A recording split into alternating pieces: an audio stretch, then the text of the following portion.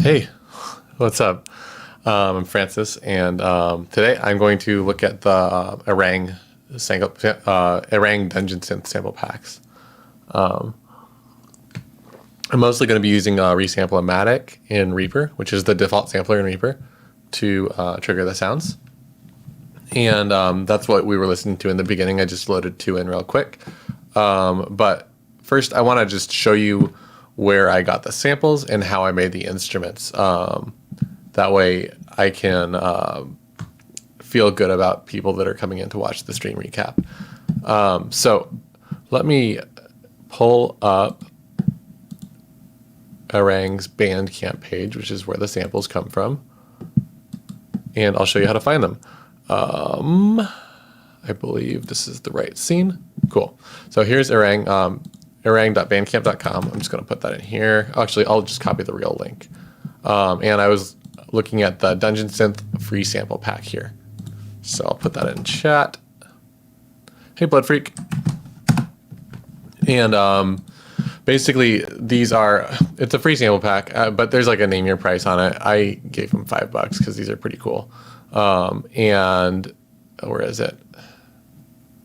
Digital album, streaming and download. Oh, it doesn't have the buy link because I already bought it. Anyway, so now I own this, and my face ends up here in the list of supporters. But this is a pretty extensive list of one-shots, basically. A one-shot is a sample that essentially plays one note, and you load it into a sampler to resample it, or you trigger it as a one-shot. But let's take a look at what some of these things sound like. I have them open in my Media Explorer in Reaper. If you're a Reaper user, it's this thing right here, Media Explorer. Hey, Leviathan of the Depths. I love that name. I might start calling you Liv, or of the Depths. Anyway, let's just hear some of these and see what they sound like.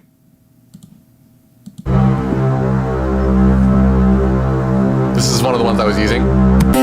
This is the other one I was using. And then this is that percussion sound I played.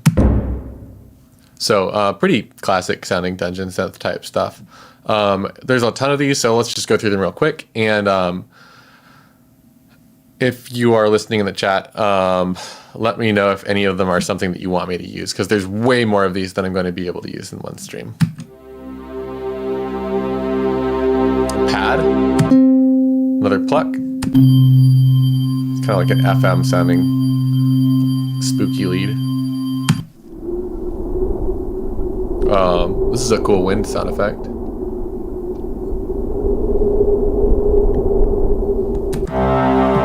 Another strings. That's cool. It's like a out of tune piano thing. I'm gonna play that one again. Yeah, it sounds like a piano, but one of the strings is out of tune, like a chorus piano. That's a good percussion sound. I'm going to save this one for later, actually. It's like the sci-fi pad. I like it. This is cool. This is like almost like a FM or a Casio pluck or something like that. Spooky.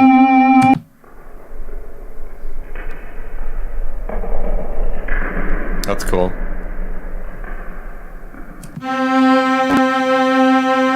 Other strings. You know, it might be fun to combine a few of these and layer a few of the string sounds together. That one's cool. It's really wide. I'm not sure how well the stereo image comes through the stream, but that one feels really stereo.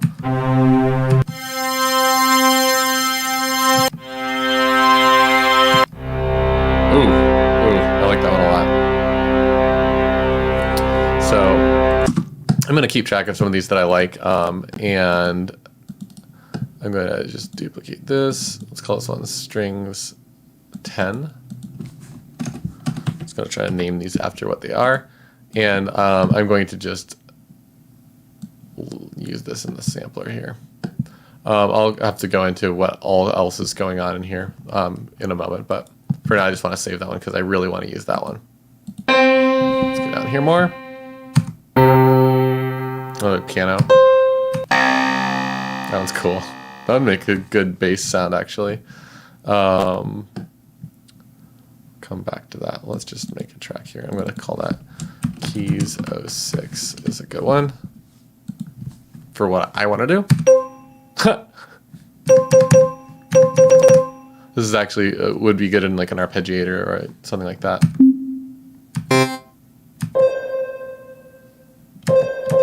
This is like the Tainted Love sound almost. Boom boom boom boom boom boom boom boom boom boom boom. Oh, these are all cool.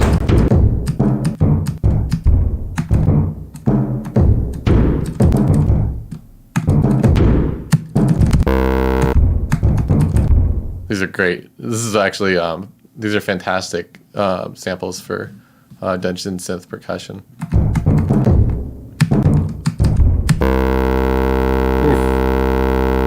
It's like a sync lead or something.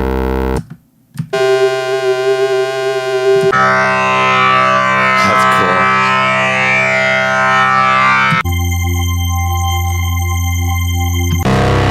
Ooh. This is huge. That takes up a lot of space. These are all great.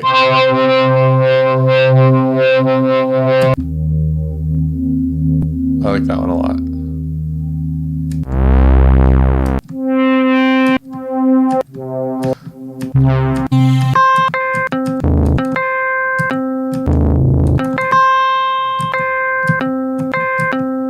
Okay, I think we get the idea. There's a few more of these. Actually, let's just go through some of these. There's some noise sections.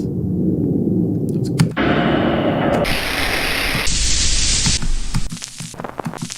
Like lo-fi hip-hop. Cool.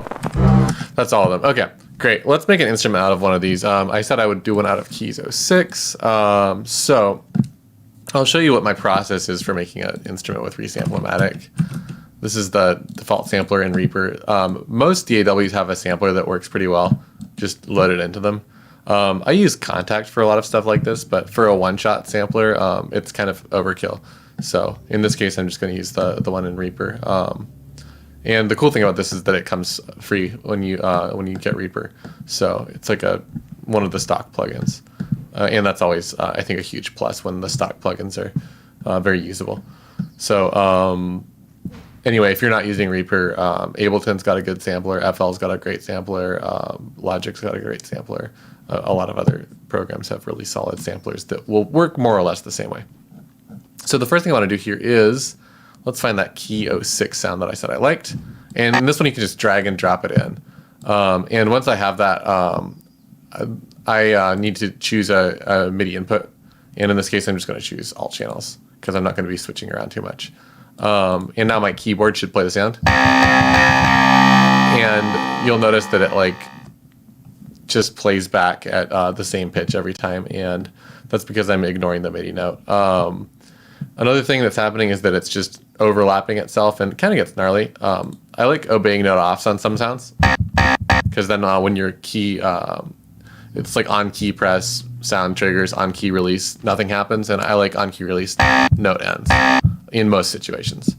Also, these are all, I think they're normalized. They're all pretty loud samples. So I'm going to pull the volume down a ton just so they work in a mix. I don't want them to be like just blasting, especially when you layer a few together. I'm going to have to set it to semitone shifted here. Now the keyboard affects it. And then the other thing that I want to do is to essentially make sure that I'm playing in tune. So I want like a D on the keyboard to be a D on the sampler. Let me just like look at my keyboard. I guess my camera moved a little bit. That's fine. Whatever. You can kind of see it. I'll put my hand higher up. So to do this, a great place to start is to just put a tuner on if you're not sure. I already know how these are tuned because I checked them before the stream. But just to show what my process would have been for that, I'm going to play like a C. And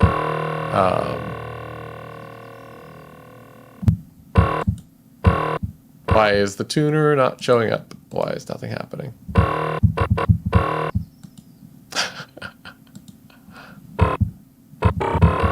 I'm actually confused. Try that again. Maybe it's like, oh, just too low of a note. Gotcha. Okay. And like this is a C4. And so a C5 is playing back a D sharp too. So that's not what I want, right? So basically I need to get to a different place. What is it? Let's try minus something else. So now C5 is playing a C4, and I need to do math in my head. So I'm an octave off, and my note that the keyboard note is playing back something that's an octave too low. So I want this to be minus 36. 12 semitones is 1 octave. So now C5 is playing C5. Great. Now this sounds like this.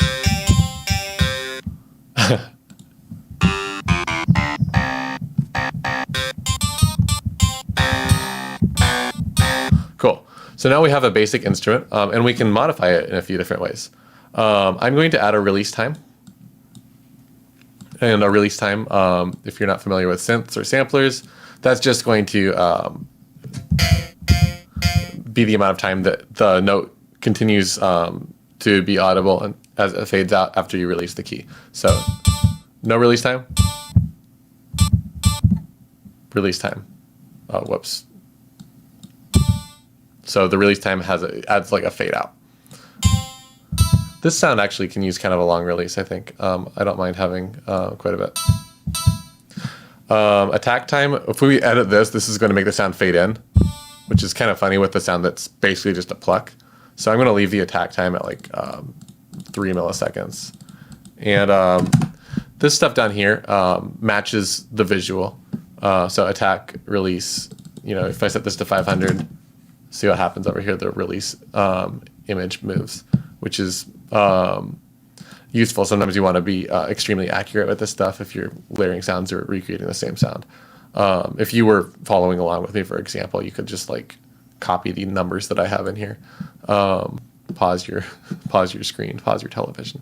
Hey, Infected, how's it going? I'm making some sounds with the Erang samples using ReaSamplOmatic, which is the Reaper sampler.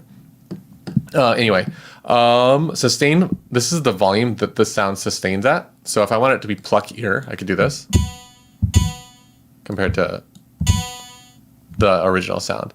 I actually like doing this.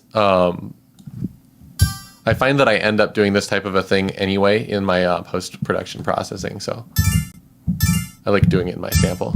I'm also noticing that these are really, really high, so I actually think I want to go back down to like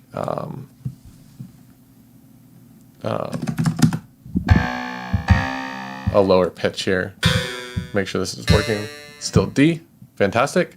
So now, too far. Minus 48. Let's do that. Yeah, now my low notes are nice and punchy. My high notes are reasonable. The part of the keyboard that's in front of me feels like what I'm going to be using. Okay, the last thing that I want to do is some other processing on this sampler instrument.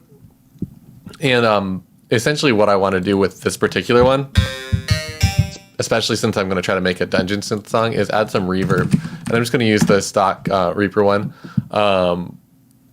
Usually you'd have to choose like a sound or load in an impulse response. I have it just default to open up with the Sweet Verbo preset. I kind of like this one. And if you wanted to do something, you could like add a filter or something like that. Like I kind of like doing that actually, like go up to like 250 for the high pass and 12,000 I meant to type.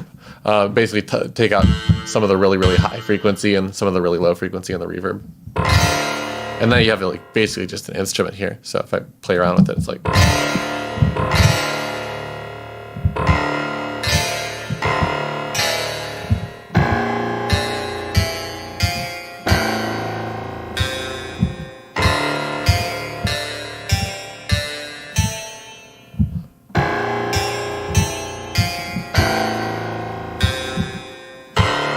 And that's I think a pretty cool instrument already. So that's basically the whole process of making a sampler instrument in Reaper.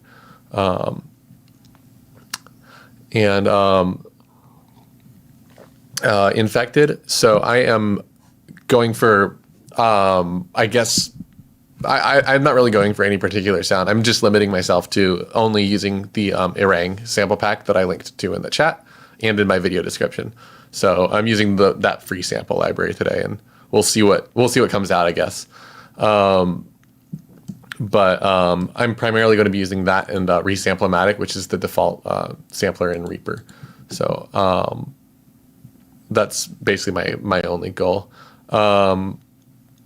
I have some ideas. I was kind of messing around in my intro buffer window, and I had some concepts that sounded kind of okay in just like D minor-ish noodling. I'm going to start there and see where it takes me. And I am going to try to start streaming on Saturdays, and I realized after I started today that 12 p.m. PST is not a good time for me. Other than today, like today it happened to work, but I think I'm going to go for like 1. So starting an hour later than I did today, but I'm going to try to start streaming sort of like a midday stream on Saturdays. That way people on the other side of the world can catch these too. I feel bad that I'm doing them at like kind of a weird time, which is, I think it's a good time for people that are like on the West Coast or in the United States, but yeah. So I've got that.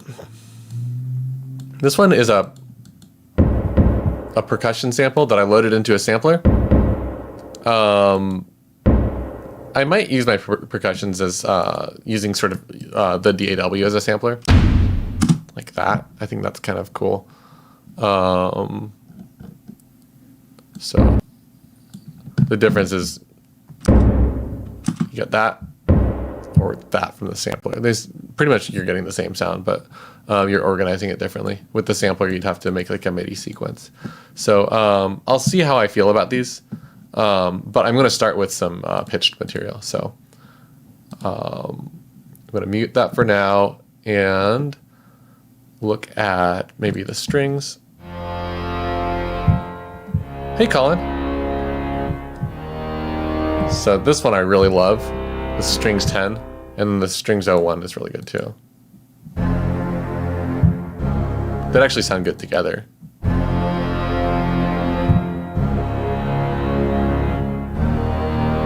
And something else that's cool is that this is a thing you could do in one track. So I could take the record arm off of strings 10, which is this track here, and bring this sample over here. And now both of these samples are playing together. And I could mix them within this track, which I'm actually going to do, I think. I think that's going to save me some space. So this is sample 1 and this is sample 2, basically. Oops.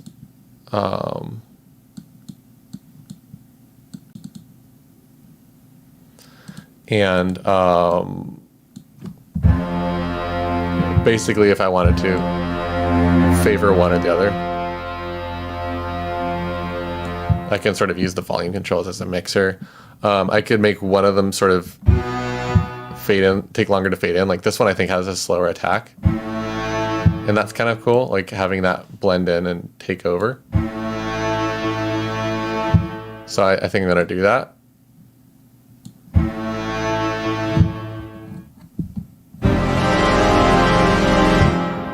And I think that already sounds really cool. I'm going to go down a couple more decibels on both of these. Maybe like minus 20 and minus 18 or so. And now I've got this cool instrument that's made from I'm going to call it string pad and give it a new color.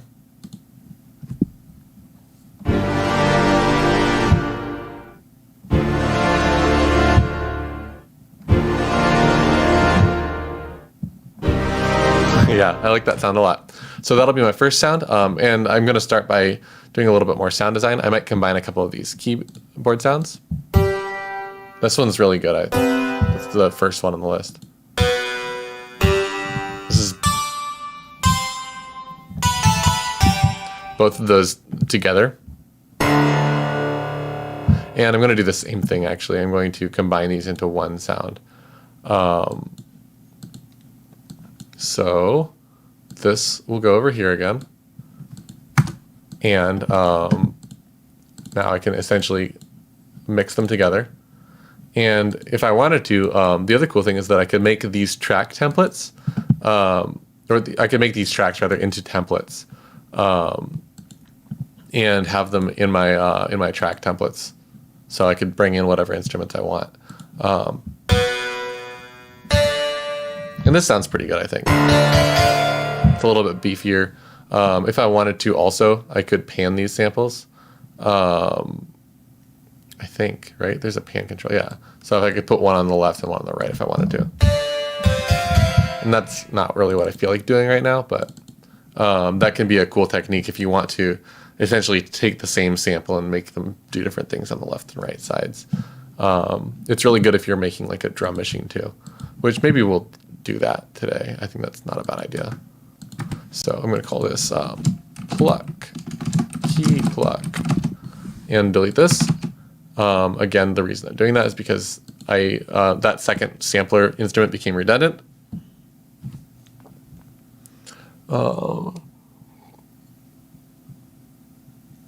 In fact, you got $100 for house sitting and you want to buy some pedals. Nice.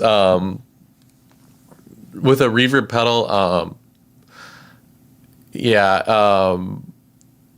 honestly, at $100, you might want to find like a cheap one that sounds like bad or crappy in a way that you like.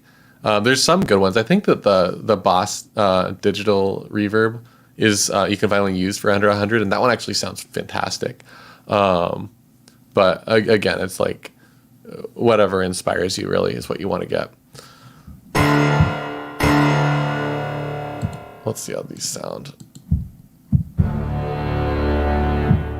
This one's a little bit loud comparatively. Something like that's probably gonna be fine. Okay. And I'm gonna just go ahead and record something real quick, and we'll figure out what the next sound will be based on that.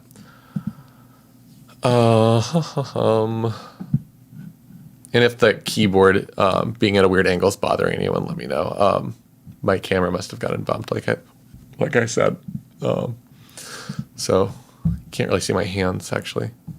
That is kind of annoying. It's actually bothering me.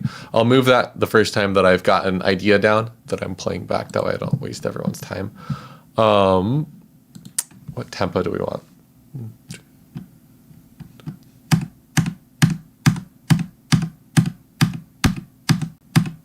Hey Vic. Yeah, it's totally like the final boss of Harpsichord. That's funny. Okay. I am doing my tap tempo in my metronome toggle with custom actions. So if you're not a Reaper user, Reaper lets you key whatever you want to whatever you want, and I have my numpad set up with some actions that are useful to me. And that's what these buttons are up here. If you're a Reaper user that's new to Reaper, you can make custom buttons up here, and these all do stuff that I find useful. The one you see me use the most is probably the color setting one. But there's all kinds of actions for all kinds of things. Okay, let me just record this idea.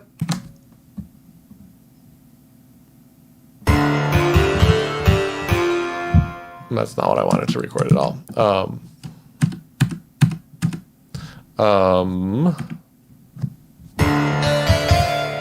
Something like that, maybe.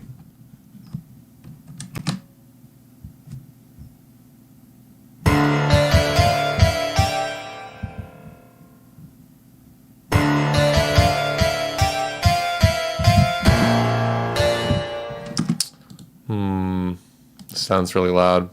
Gonna make my metronome really loud. Right.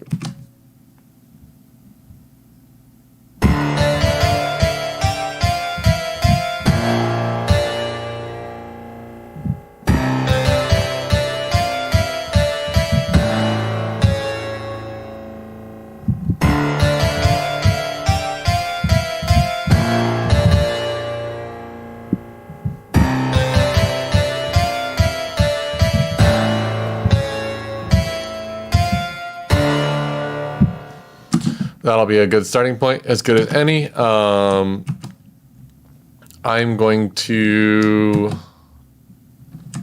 quantize that real quick. Let's do strength 100% for now. Normally, I don't like doing strength 100% on quantize. I also can't use a quarter note grid for that. I think I'm playing 16th notes. The reason I'd be doing that is just so that these items end up being really cleanly on the grid. And I'm essentially doing that as a writing tool. And for a final performance, I usually wouldn't attack it that way.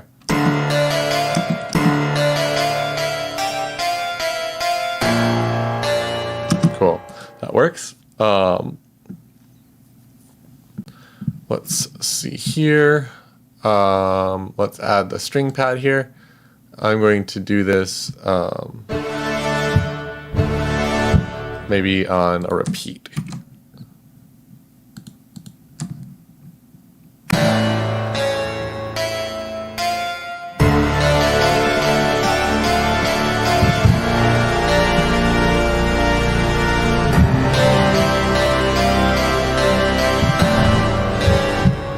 I played that wrong.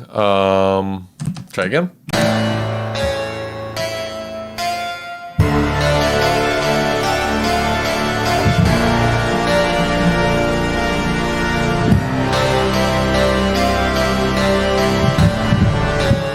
I just realized part of what the problem was is I don't have the click track on.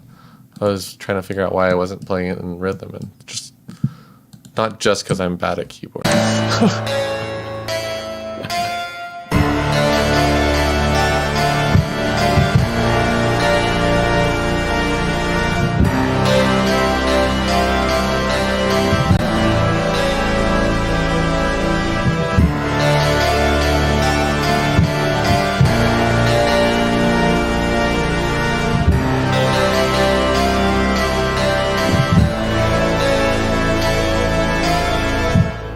So the quantize actually did something funny in there with one of my mistakes that I kind of liked. And I'll consider keeping it, but I'm not sure if I will. I guess we'll find out after we re-listen to it. Let me just catch up on the chat here. And I'm going to fix my, I'm going to just play this back, and we're going to listen to it and see what it feels like, see what changes we want to make. But I'm going to read up on the chat, fix my keyboard on the video, and then I'll respond to everything.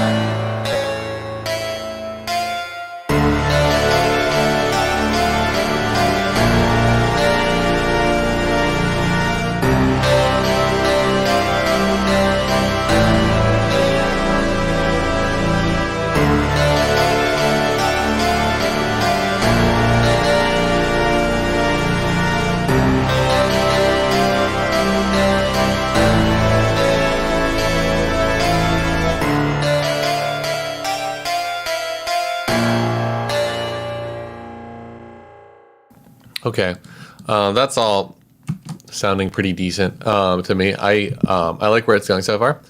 I fixed the keyboard here, so you should be able to see my hands. And so Colin, a lot of people like to say stuff like, oh, a tool like that is cheating, but it's the opposite of cheating. Like, that's literally how you learn. And when people talk down on tools like that, it's they're basically expressing that they, in some way, I think, wish they had that when they were learning. And I always think that something that I'm looking forward to is I want a writing tool, like a computer program that determines chords that will work, or note choices that might work based on input from me, instead of based on concepts like what sounds nice, what the rules of some like school of Western music theory thinks will sound good based on like, you know, choices that I like making. For example, I catch myself doing stuff like that a lot.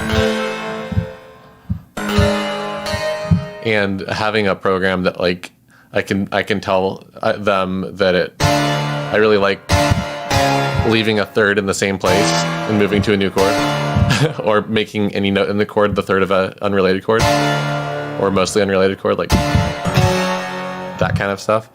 And I think that that's something that that I'll get to have in my lifetime for sure, but probably in the next few years. And even if I have to be one of the people that writes the program, that's something that I want.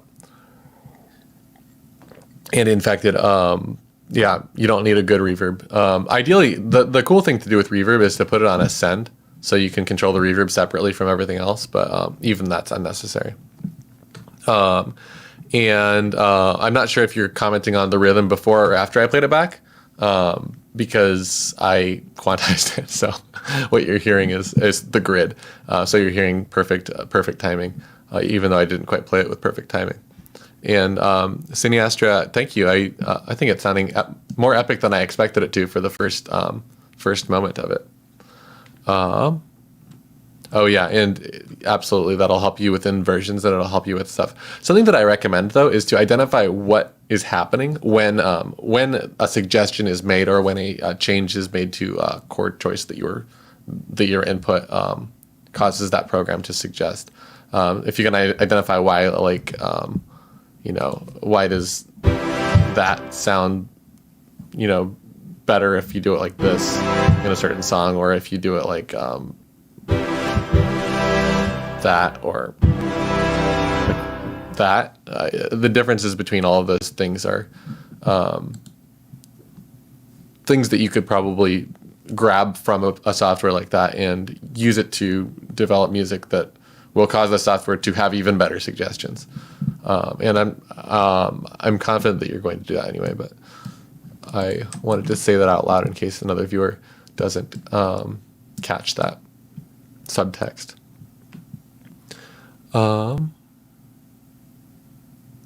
Yeah, I don't think I'm familiar with Sargeist either, so let us know. Is that an artist? Okay, let's get back to this. I am going to try adding some percussion with these samples. And I'm just going to drag these in as one shots. You know what? Let's do it like this. Percussion 02.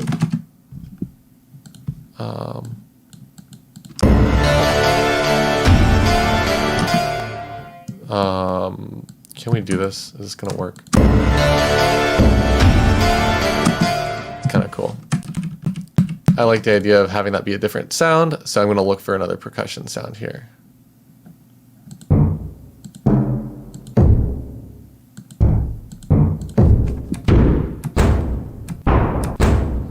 That one's good.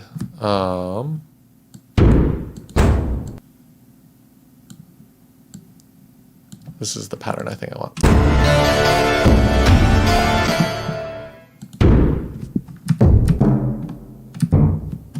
And then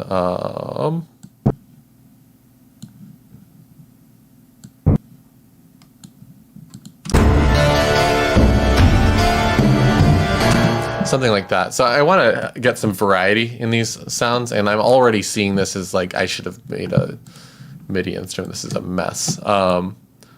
And you know what? Since I'm on stream, maybe I'll do that. Normally I would just say like I already made this pattern, so I might as well just repeat it like this and have it be messy. But since some people are here to learn and not just watch me make music, I'm going to make a... oops. I'm going to make an instrument out of all of these, so I can show you some of the fun stuff that you can do with ReaSamplOmatic also. And I'm gonna need, I want to not obey note offs actually for percussion. I'm gonna set each one to max voices 2. Actually, you know, 1. I don't want to pitch shift these samples, and if you have 2 of the same sample playing, you can create phase issues. I actually kind of want to demonstrate that so you know what I'm talking about. Where am I? So if I have these samples like offset from each other,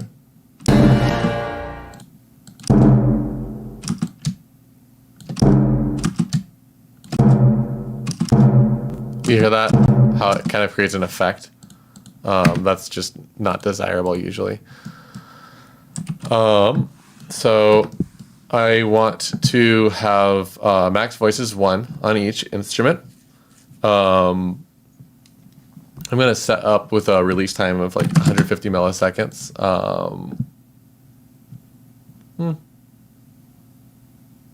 You know, I'm not obeying note offs, so it doesn't matter. So each one's going to play out to its full extent if it can. And I'm going to probably shape the envelope of each one separately, but I want them to sort of default to like minus, I don't know, like 12 decibels. I'm going to end up with a huge buildup of sounds, and I'm going to have a lot of work for myself mixing if I'm not careful. But as a starting point, I want to set these things up in the sampler and then just make a few more instances of this. I have 5 percussion instruments now, so I'm going to do this. And then import from arrange is going to import the active item in the arrange window. So each one of these I'm just loading a sample into. And after that, I can essentially tell Reaper which MIDI notes are going to trigger which samples, which is cool, because I can put these all on the same track essentially. So if I make a MIDI item in here, the other cool thing is that we get to see which notes this is going to work for. Oh, I guess I need to figure this out. Sample ignores MIDI note. Let's make this like a C3, something like that. C4, sure. And we're going to go to 60. So only one note is going to have that. And I need the right thing armed. So percussion section armed. Right now they're all going to play together. So now if you see, I'm going to play the C4 and I get that percussion sound, and then these other ones don't do anything. So that's just that. And I'm going to go, this one is going to be 60. So this one's going to be 62. And now I've got that. So 2 of them, and this one will be 64. The next one is going to be 65. And the reason I'm doing 65 instead of 66 is because I want it to be on a white key. So if you look at these, oh, this is bypassed. See, there's no black key between these 2 notes. So that's why I'm choosing that number. And then 67, I guess, would be this. And now I can make a pattern in the MIDI editor, and this, yeah, now they have the notes listed. I guess I should probably have named those before I did anything, because now they're like 08, 07, and 06 or whatever. I don't think Reaper renames them either if I rename the items. I've tested that recently enough. Maybe they fixed that in the most recent update, I'm not sure. So it looks like the third one down is the first, so this is the first one in the pattern. Then I could have organized this much, much better.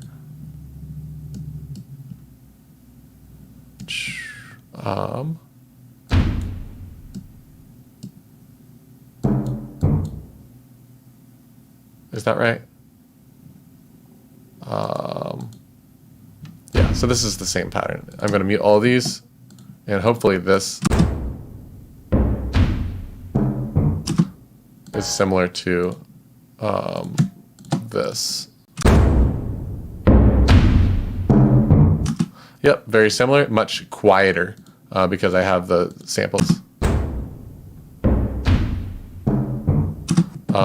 playing back quieter in the sampler.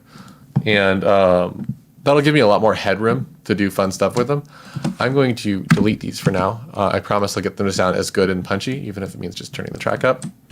And I can do that with all kinds of stuff. Like I like using this, for example. Let me just loop this.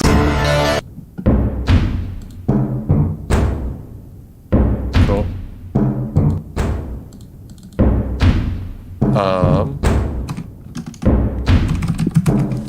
This is another like really underrated plugin in Reaper.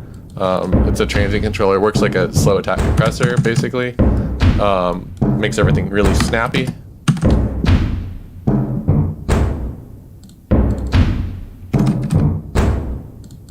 I'm gonna bus compress these. I'm sure there's some kind of like a drum kit thing in here, right?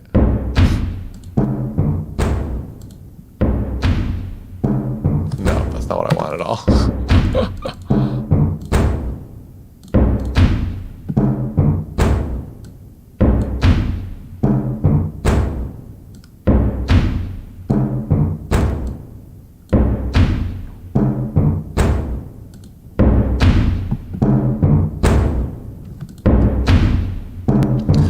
The other cool thing here is that we can bake our panning into these samplers. So for example, these I want to be off to the sides a bit.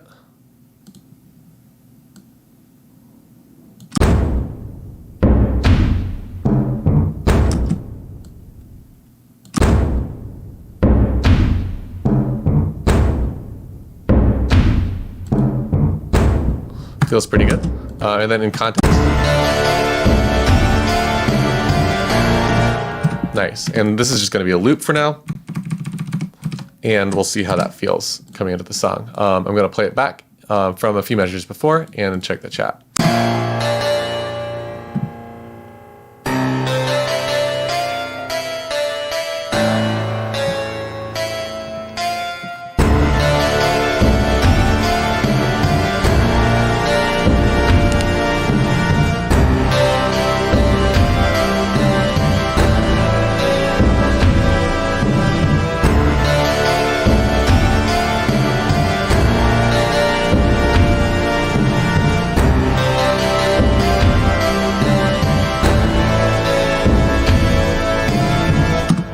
Kind of cool. All right, and yeah, I don't help the community. Yeah. What makes you think I would ever help any community in any way? I do this because I like drinking water on camera.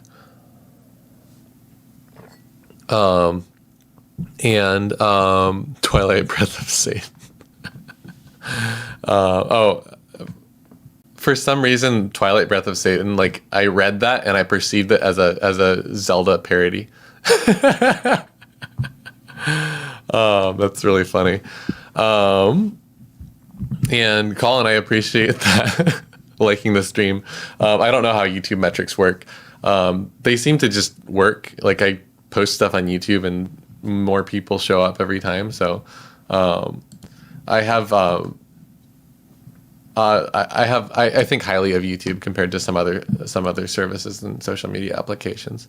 It seems like people actually like that want to be here show up and see it, which is a really good thing. And Livyatan, I had so much fun making those Kontakt instruments. I'm glad people are using them.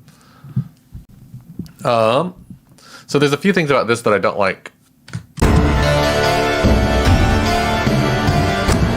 And I can't quite place what it is. I think it's the dryness. I think I want to have some type of a room reverb involved. So I'm going to put reverb on this, and this is going to need to be filtered. And the high pass on this, I'm going to go up to 500. I want very little reverb on the bottom. And we'll play with this by ear.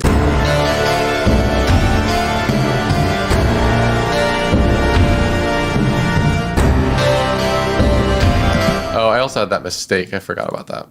Let me fix that.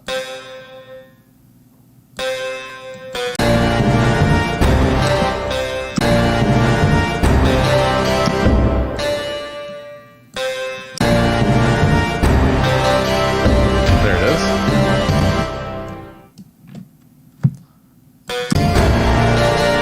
And I guess that was a copy paste, so it'll be over here too. Nice, okay.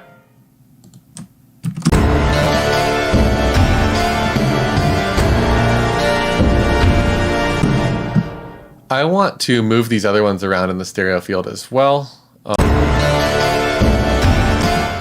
The one I want in the middle is that one, the O2. Which one is that? It's the, I made these bottom to top. I shouldn't have done it this way. So the second one down, this one lives in the middle, and then these I want to have a little bit off to the sides.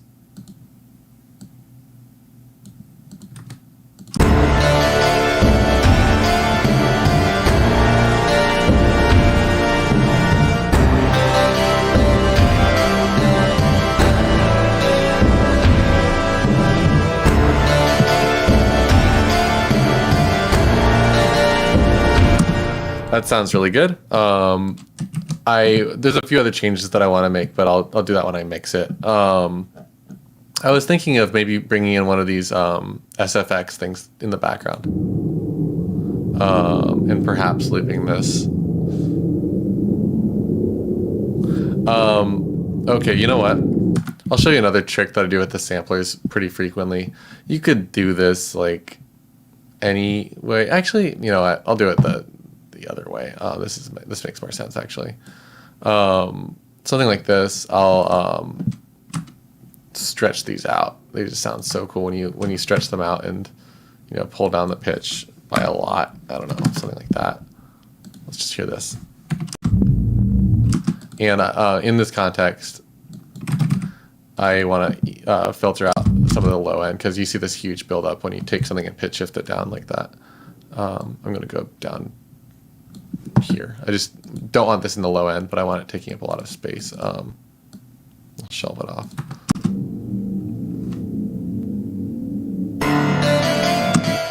You know what? Let's do some fun sound design. Let's do processing. I like this one a lot. I'm going to do a parameter modulation on each side of this. This is like a Kenny Joya trick, if any of you follow.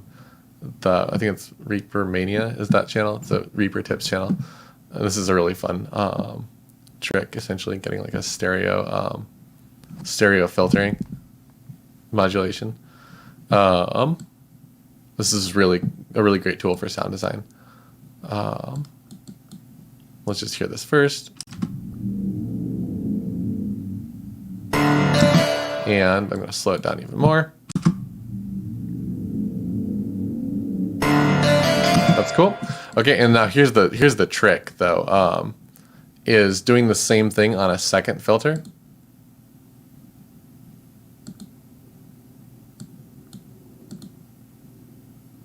Where did it go? Okay.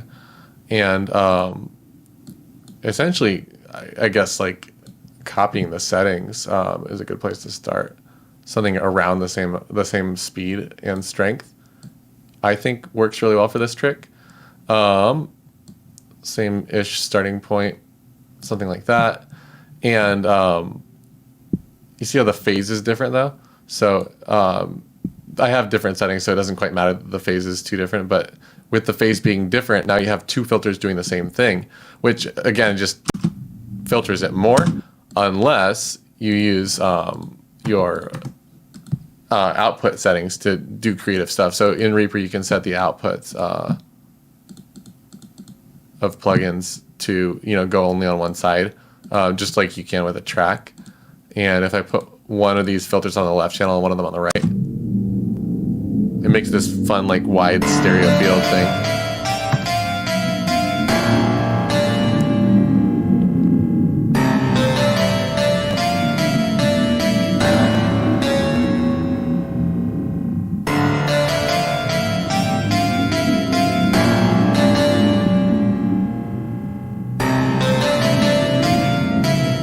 We're gonna pull more out of the middle too.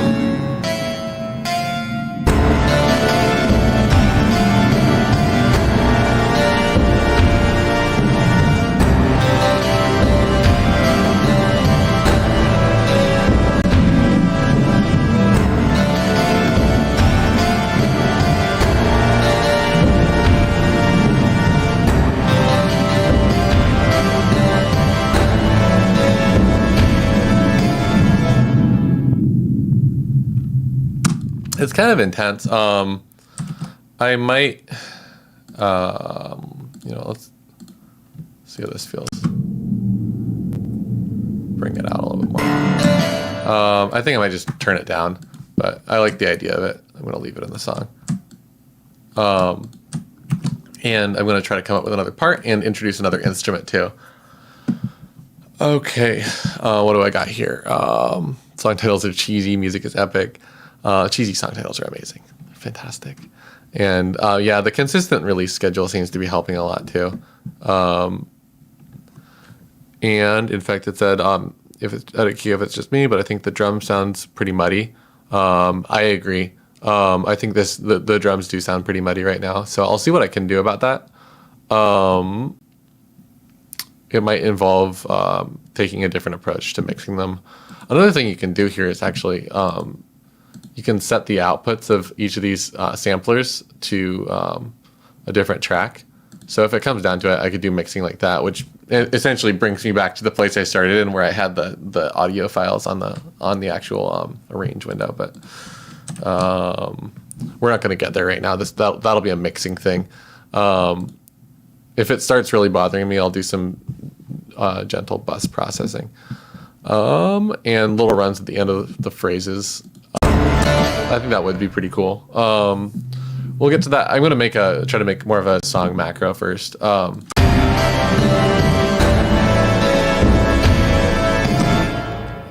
to do that, I'm going to make just more parts.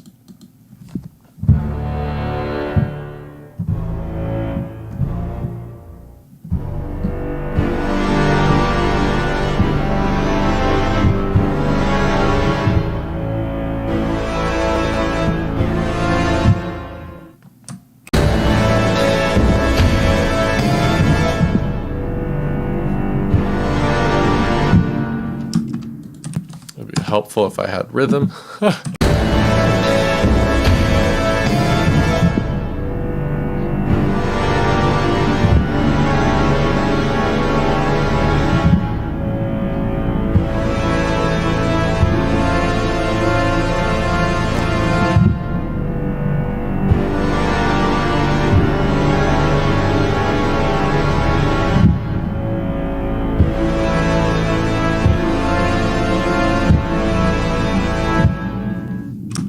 Okay, that feels pretty good. Again, I'm just going to quantize all this stuff and trim the edges. Right now I'm trying to make loopable items to write a song faster.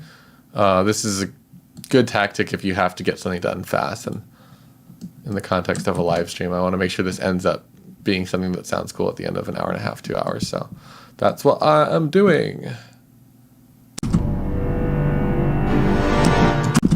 I assume the click isn't feeding through the stream. I don't usually like it to, because it's annoying to hear the click track over and over again, but if you can hear the click, let me know. That would be helpful to me.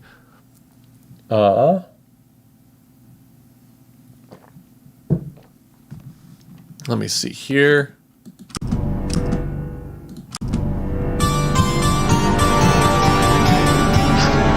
Could do some crap like that.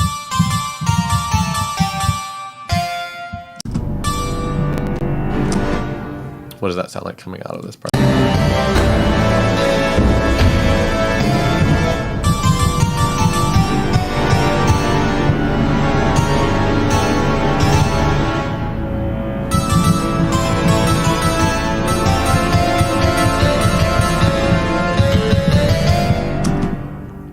Kind of cool.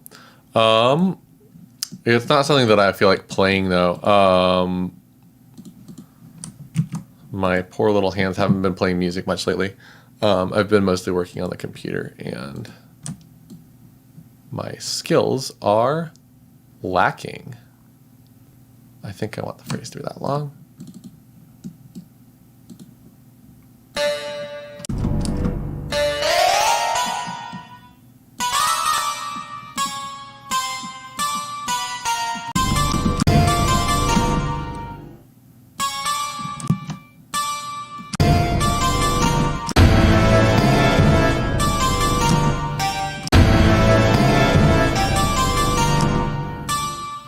Castlevania shit.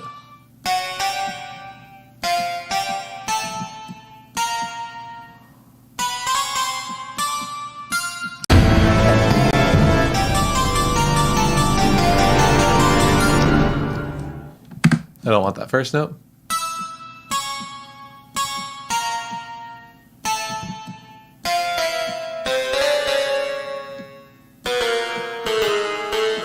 That's not quite right, but it's close.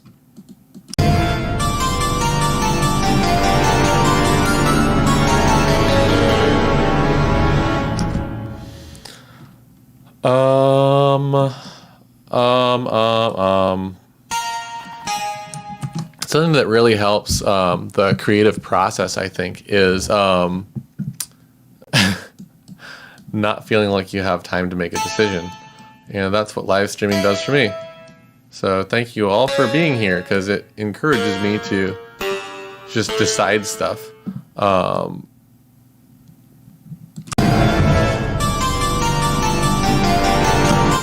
I think I want this to feel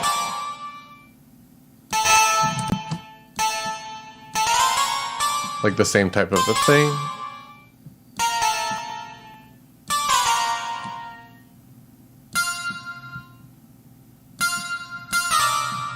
Let's see how that sounds.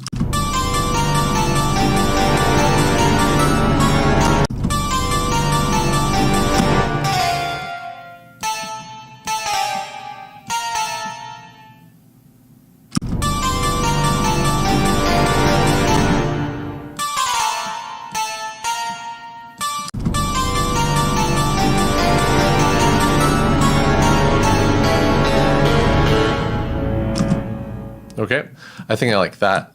And we're going to go and do something very similar over that A chord that we've got next.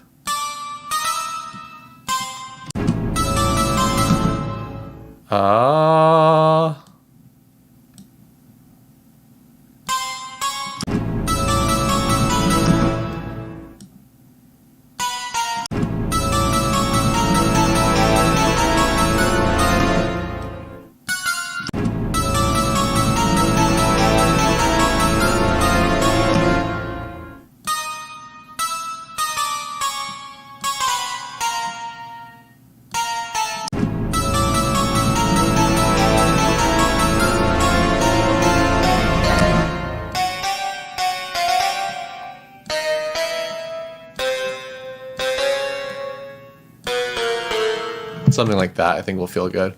And I'm going to add some more instruments in this section as well, so don't despair. This sounds pretty empty right now. And I want to hear this coming out of this part, maybe with some type of a percussion loop. I'm going to do a similar type of a thing, but with less notes.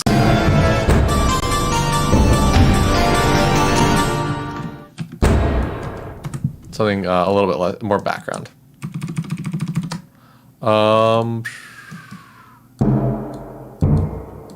Maybe with a little flam.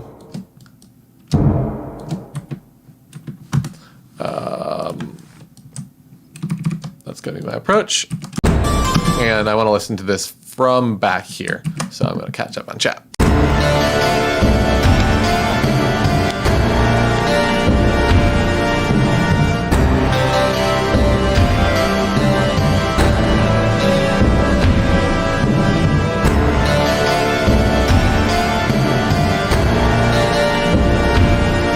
I'm seeing some suggestions from Infected.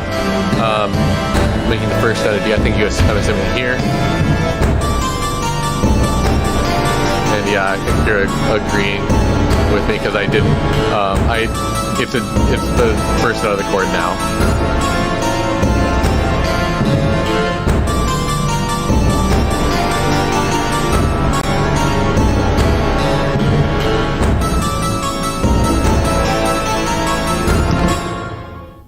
And right here, I want this to feel more like a transition.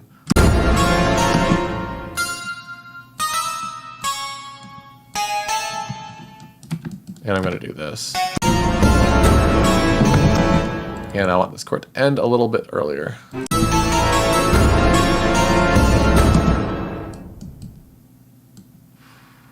Something like that.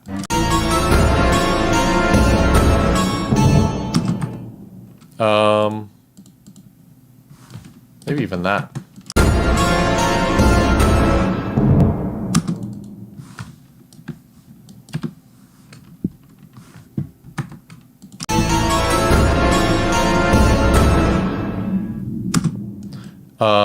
And let's see if that feels good coming back to this same first part.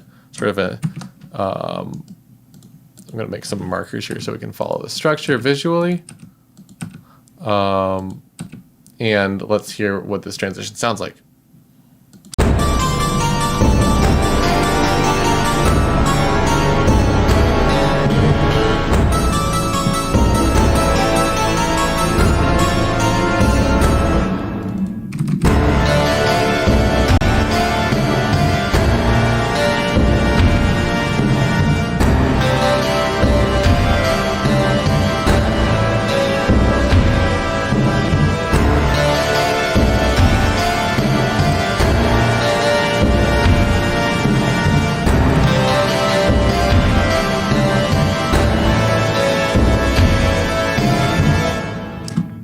That's pretty cool. I'm pretty happy with where this is going.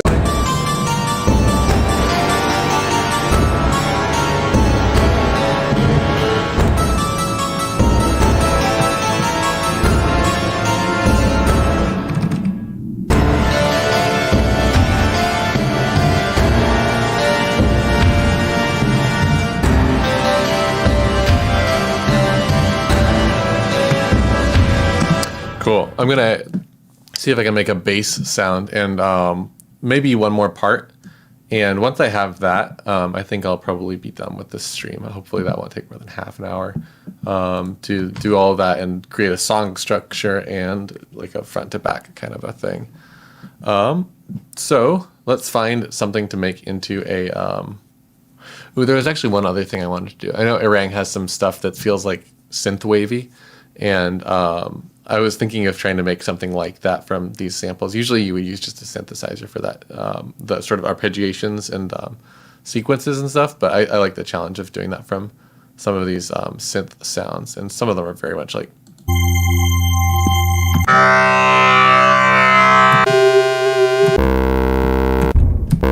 like that one right there. I could make a really cool sound out of, I think. I'm going to just duplicate that track. And maybe I could even use the same synth for a couple of these. Is this the right one? Yeah. Wait, what have I done here? Oh, I have the MIDI item. I copied the whole thing. That's pretty cool. It's really weak on the low end, but that's fine. I can fix that. So the thing I want to do here is not loop and turn this into very much like a plucked kind of a sound.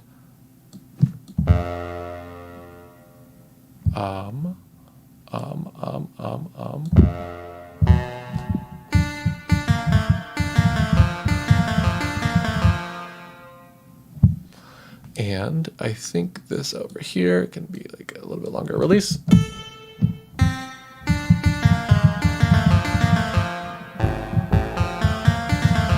And I want to make this feel like a mono synth, set it to one voice.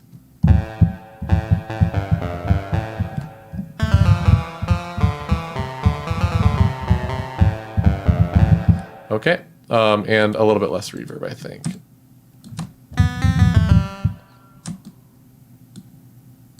Cool. And this right here is going to be like a nod to that sort of synth wavy vibe that I get from some of Erang's music. And for this, I want to keep track of, I guess I should probably make these items about this long, something like that.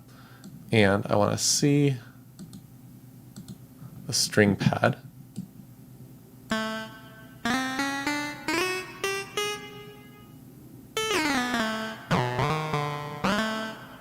Bum, bum, bum.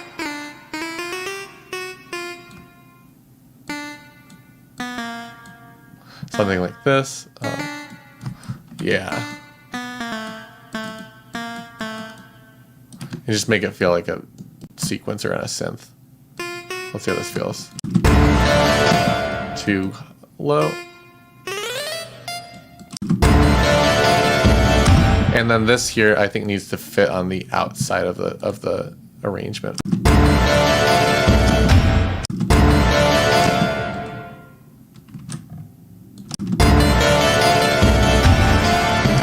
Something like that. Yeah, cool. Let me just double check the chat. Yeah, top melody, not too complex, kind of like a flute. I was thinking about adding a flute as well. I might not have time in this stream to do that, but I think I will do that in this song, something like a flute.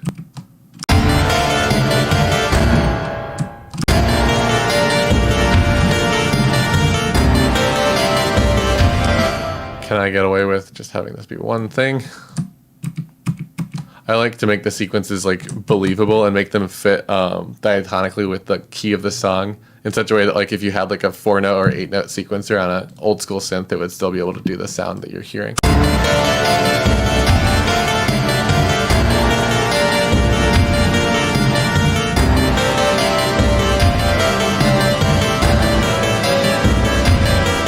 That actually works. And I take back what I said about the reverb a little bit more.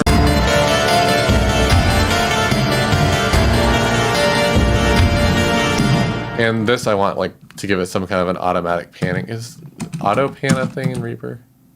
Auto pan, pan, stereo, pan, pan, ping pong pan, that's it.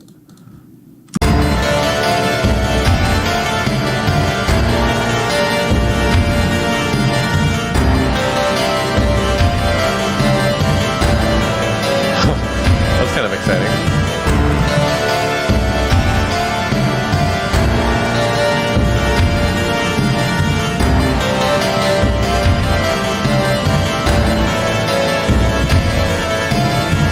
Cool, I like it. And that's the sequencer. Let's make that a different color. I want all these to be more different colors. And I got sidetracked. I was going to make a bass sound of some kind. I remember there being this really huge sounding bass pad thing. This is kind of beefy. That's bass. That's what I want. I'm going to just duplicate this track for now. Bass. And this will no longer need to be there.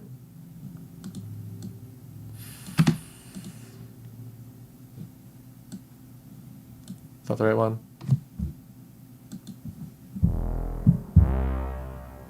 Yeah. And you'll notice that this is not what it's supposed to be. Release, sustain. Cool. That's pretty good. I'm gonna make this a looping sample.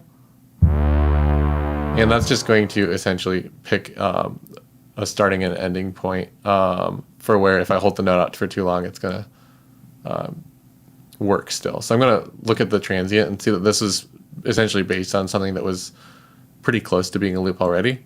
And I'm going to have the fade start and end on those spots.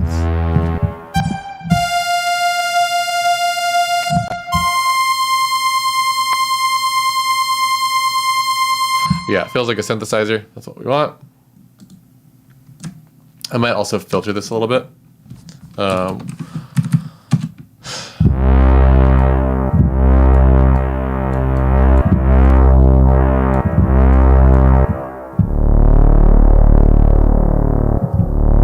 That's cool.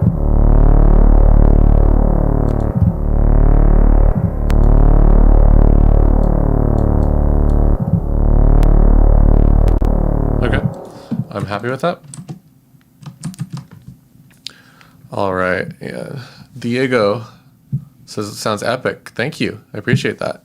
And in fact, it says it does kind of sound orchestral. I feel like that's like almost the idea in Dungeon Synth is that like once you get to the point where you're sort of doing it like in more of a traditional sense, it ends up sounding like orchestral music that's definitely not made using orchestral samples. It's like these are not real instruments. These are definitely like samples of synthesizers. And like, oh, that's the bass. So it's like synthy, sampley, orchestra-y, all of the above-y. Oh,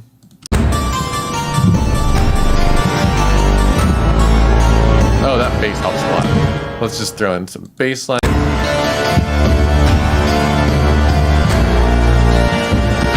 And I'm gonna come in over here somewhere. Not sure where the entrance will be, but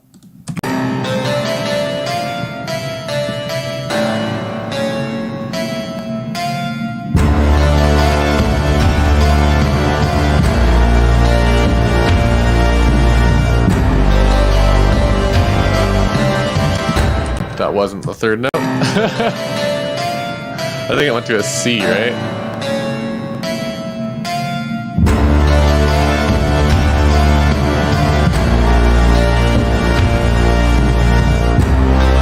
It's an A, yeah.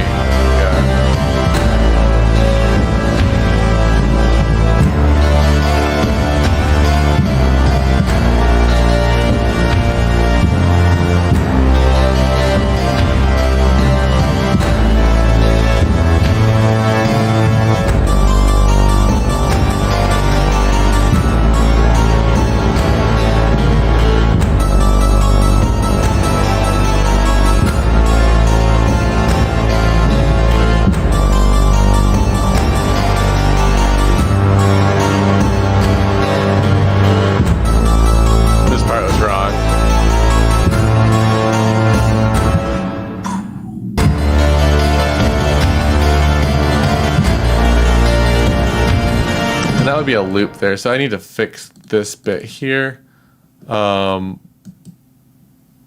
Let's see. I don't know what I just did. Oh, I hit Control C. Whoops. This part feels good. This part doesn't. I think that what I did was I changed chords too soon here. This.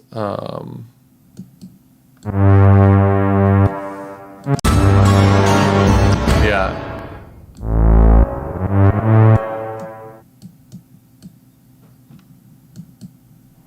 Oh.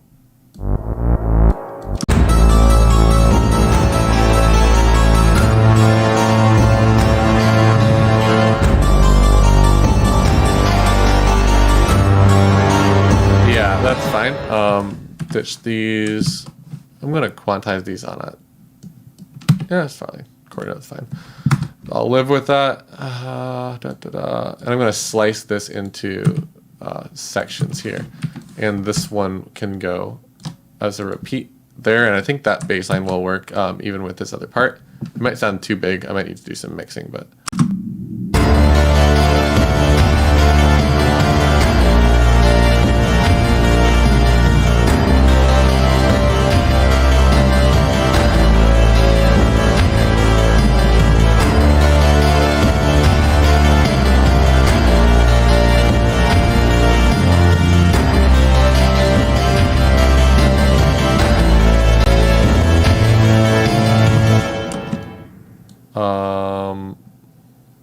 sound like without reverb?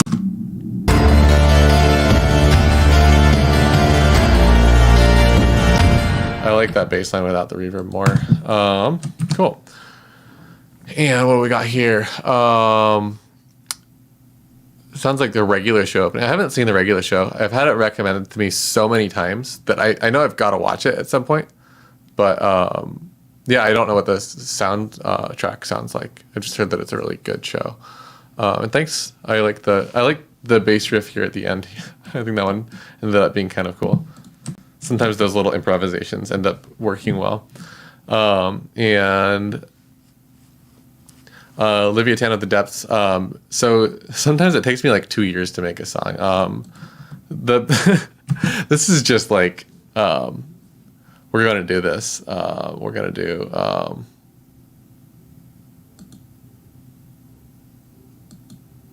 that. A song is done when you decide it's done. And the reason that I'm able to make a song so fast here is because I'm doing a live stream. This song would probably take me like 2 weeks if I wasn't on stream. But I've trained myself that if I'm on stream, I'm not allowed to make decisions.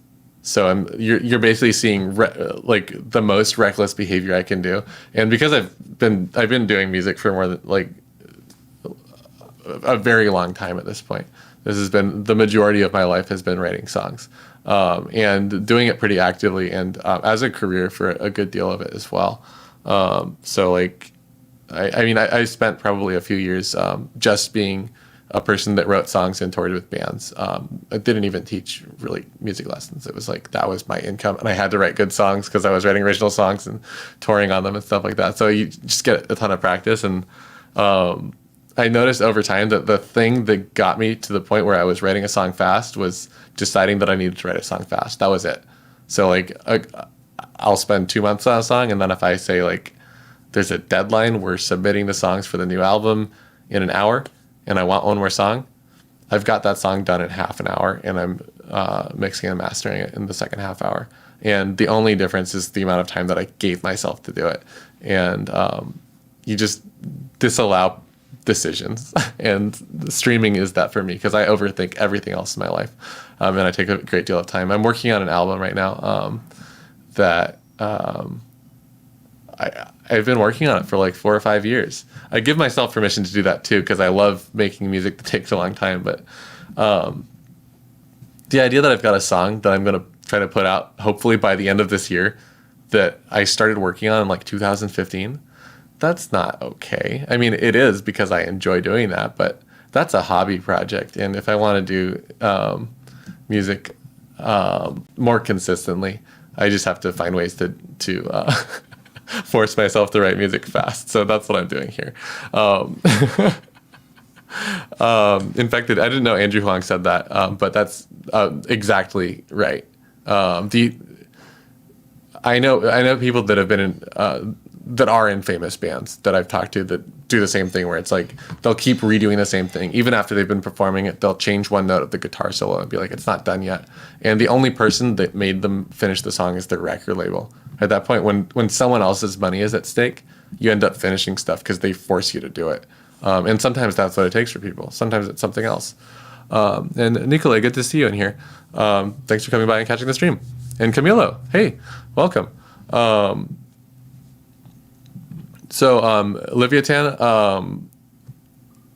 I appreciate that you're going to try this, but I have a recommendation for you.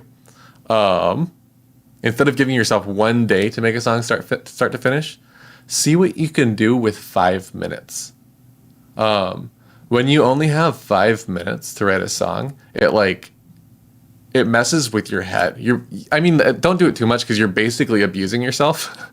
We don't want to do that. But if you give yourself 5 minutes to write a song and you have to have it finished, you have to redefine song, right? Like, what is a song? The worst thing I ever did to myself that had a positive aftermath was I did a challenge with some of my friends where the goal was to write 20 songs in 10 hours and record them. So I made 2 albums in 1 day, and every song on them was bad. one of the songs was good. I think one of the songs out of the 20 songs was pretty good. But it wasn't recorded well. I would have to re-record it if I wanted to do anything with it. But essentially giving yourself like an unreasonable amount of half an hour to write and record each song and doing it over and over again. Like I felt like I was living on another planet by the end of the day. But it's like if you have 5 minutes to write a song, you're either not editing it and you're improvising the whole thing, or you're writing a song that's like 30 seconds long and not editing it that much. And it's so useful. And the cool thing is that if you do that 5 minute thing, you bring your time up and say like, I'll give myself 30 minutes next time. And you give yourself amounts of time that your brain is able to comprehend. Because nobody can say, oh, this year I'm going to do this project. And when you do that, you're not going to be able to, like this year, what is a year? Nobody can tell you exactly all the things they do in a year. And when people like set a New Year's resolution, how many months does it take them to give up on it most of the time? Unless the resolution involves doing something daily or doing something weekly, where you set it on your calendar. Every Friday, I'm going to go on a jog. And that's something you can keep track of for yourself. Whereas by the end of this year, I will learn how to draw. You can't do that unless you just draw every day. Like you can't just set a goal like that that's not measurable. So a song is a very measurable goal because you just define what a song is, and it doesn't have to be like a hit song. It doesn't have to be a good song. But I like giving myself a period of time that I'm able to really comprehend, like 1 minute, 5 minutes. What am I going to do in the next 20 minutes, 30 minutes, 1 hour? And eventually you chop up a song into like basically chunks like this. Like this is a percussion groove. This takes a few seconds to make if you have this preset, which I have presets like this for myself. I just wanted to make this one on stream to show how I would make one. This bass line, not very long time. It wouldn't have happened if I didn't have this other stuff though. So like this bass line is sort of the result of something that I was imagining based on the other stuff that I made. And again, like you can't do the 5 minute thing unless you have the tools prepared. So you could spend like a few days making tools for yourself and then do the 5 minute challenge a bunch of times. And the cool thing is that you end up with a bunch of starting points. Every single one of those terrible 5 minute songs that you're never going to show anyone is a starting point for a song that you actually like. And I think that's really useful. And that's essentially what I did here is I came up with a quick idea and I just recorded that live. I just improvised that. So that's 30 seconds right there. And then based on that, everything else just came afterward because I wasn't giving myself permission to overthink decisions. And I'm unable to do that, like physically unable to not overthink decisions unless I'm being held accountable by my wonderful viewers. And that's why I started doing the streaming stuff. It's because it forces me to like remember that like you can just make something and I'll make that other thing later. And so I have one project that I don't work on stream at all. It's my overthinking project, and it takes me like 5 years to make an album. 4 actually. I made an album 2013, 2017, and the next one's coming out this year. So 2021. Yeah, it takes me 4 years to make an album with that project when I allow myself to overthink everything, compared to like a week if I'm just going for it. So that's my rant for the day. Gotta have one rant in a live stream.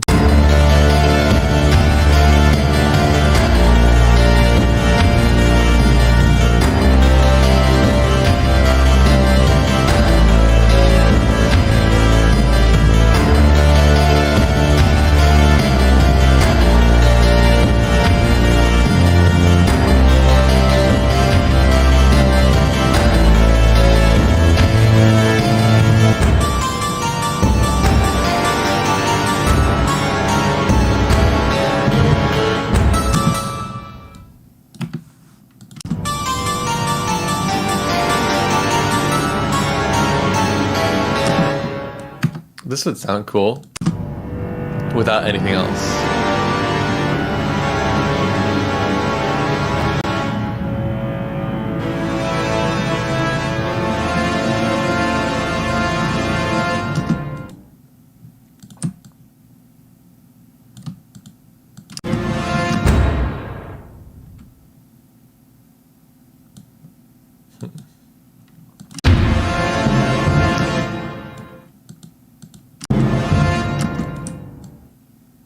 Something like that would work, I think.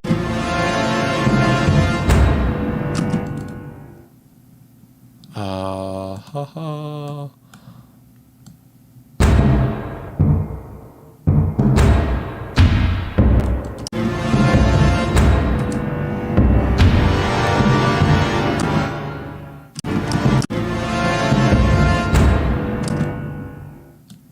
I think that is the vibe that I want.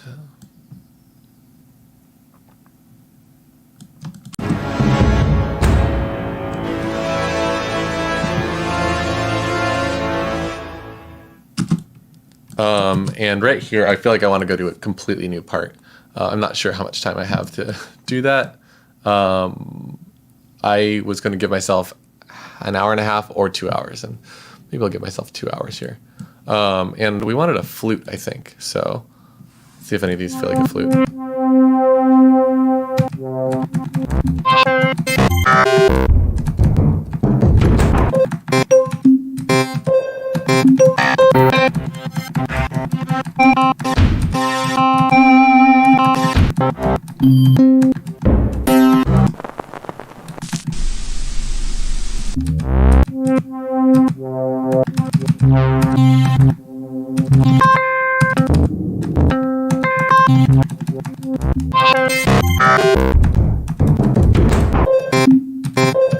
I want a flute, though.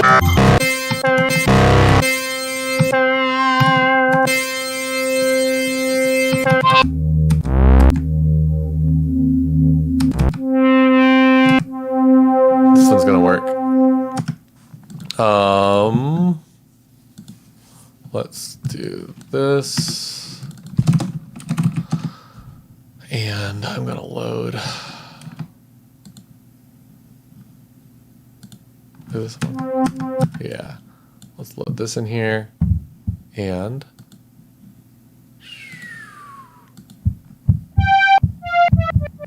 I'm going to use just filtering to make this feel like a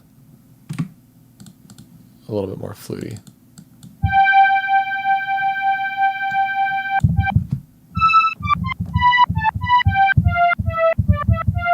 And maybe even adding a breath to this. I'm going to see if one of these sounds has like a something like that would work. And I'm going to give this breath a really, really fast envelope.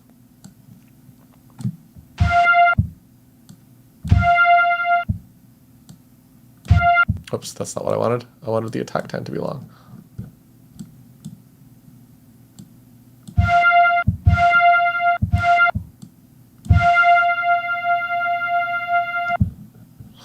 And let's make this loop.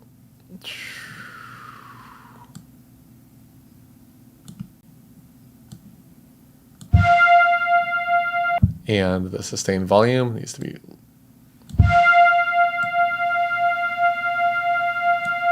something like that.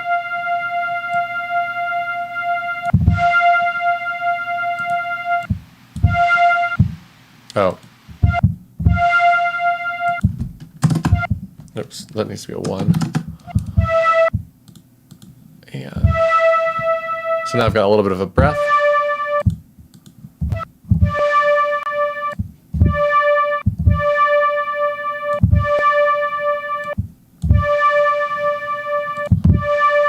This one a bit quieter. And I'm going to give this a bit longer attack.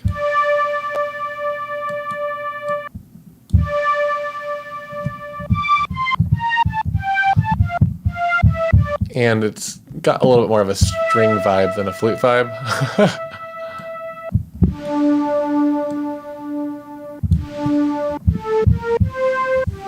But it's okay. It'll serve the purpose.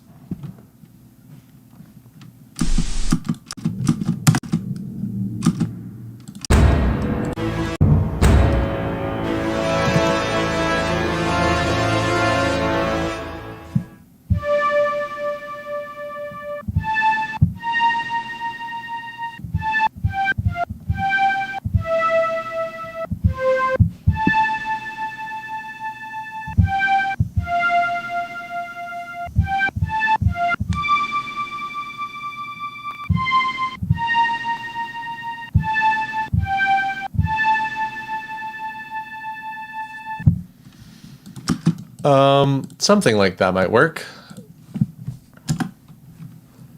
And in this case, I am,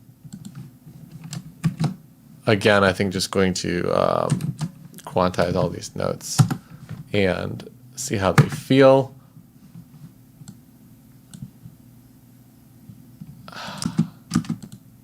I guess I want to extend this idea too. Maybe I'll make this a loop.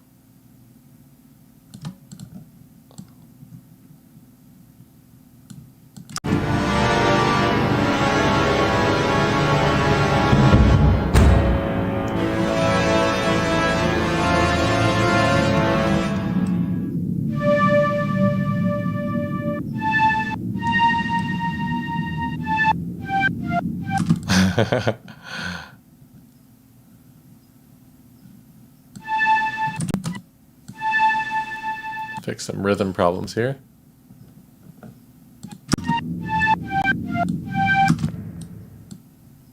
I guess I should probably have quantized these for the position and note length.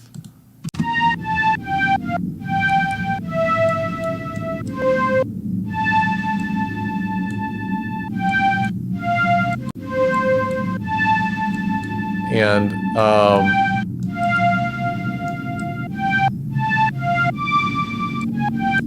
this might be a little bit of a challenge to get everything feeling good, but I think that once I have, now that I've got that down, it'll be a little bit easier to accompany that with the strings.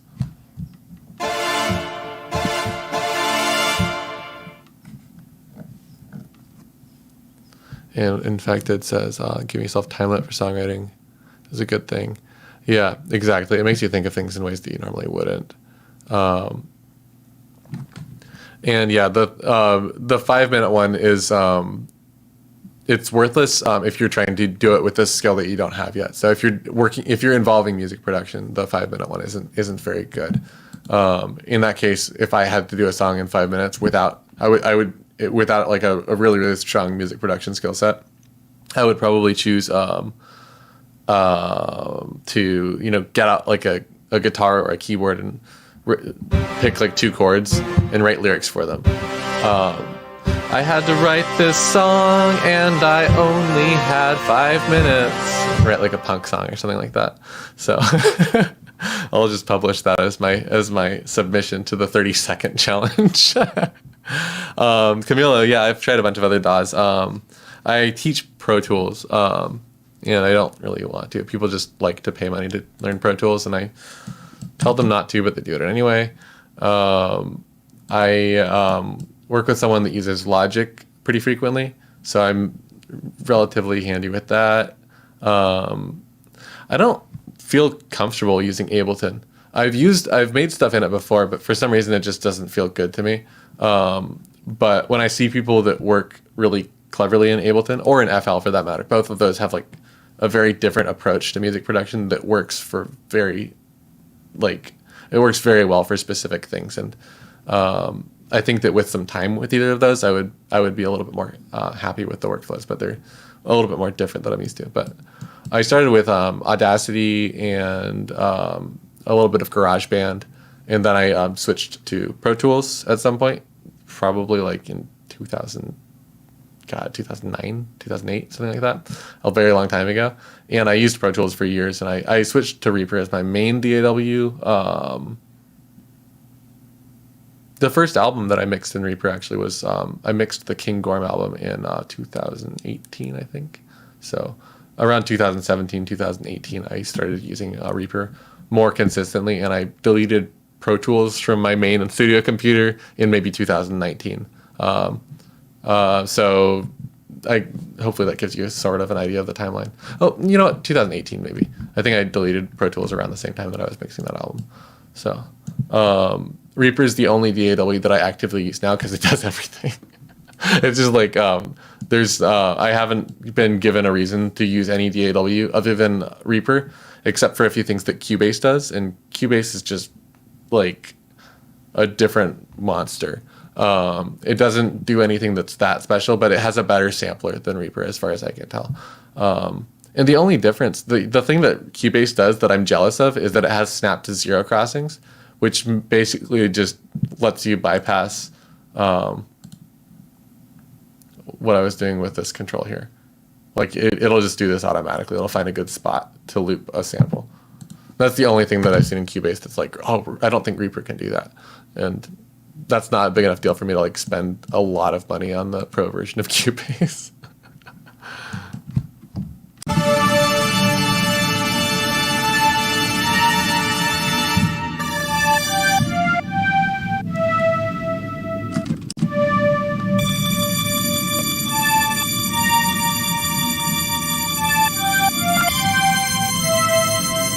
So common orchestration technique is to take your strings and bring them all the way to the top. These strings don't feel like strings. They feel like a synth, which is cool, but like it makes the orchestration tactic not work as well.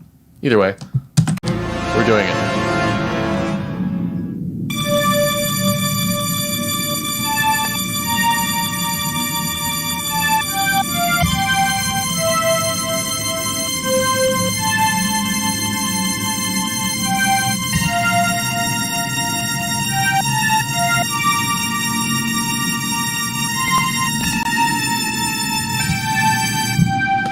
Something like that.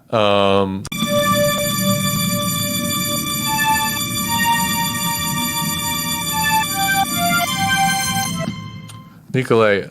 Yeah, a lot of people compared us to Ghost, and that was we were playing out. That band started actually in 2011, almost 10 years ago, and I first heard Ghost because when they put out their first single, the Elizabeth and whatever the other song was, it was like a 7-inch. One of the people that would come to our shows had that and was like, you have to check this band out. Like, this is what you guys remind me of. And that's how I first heard Ghost. Was like, it was before their debut came out, actually, because we were being compared to them before we had an album out. Yeah, I really liked that Ghost's debut, and I think that was a big compliment to be compared to them a lot. And it was definitely like easy to say, like, here's a band that's getting relatively popular right now that people are comparing us to. It made it easier to get shows. So that was kind of a nice thing. Hey, Visions of Morality. Welcome. I'm probably going to be done here on the stream in the next 15, 20 minutes or so, but I'm glad you made it for the tail end of it. I've been making this song with Erang samples, mostly using ReaSamplOmatic and Reaper. But I need to come up with a part here that feels good. I kind of want to draw in chords. So this is definitely feeling like a D minor, I think. And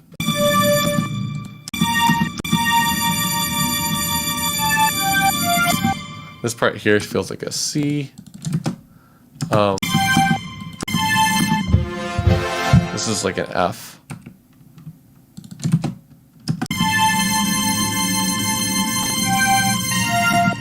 This, I disagree with this chord choice.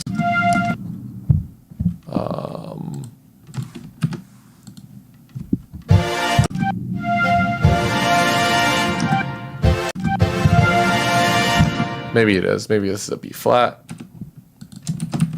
And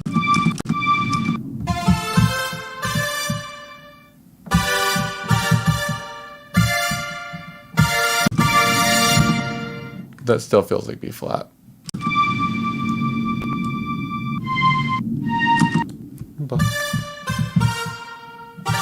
I think this is going to be a G minor.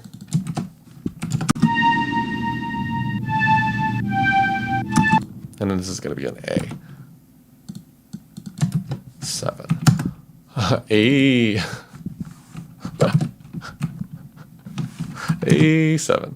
Okay, that's what we're going to do here. And I'm going to outline these chords. And I'm going to start it a little bit early. And I'm just drawing those in because I think it's going to help me determine which notes to play. I want to fill in some of the chords with different instruments. This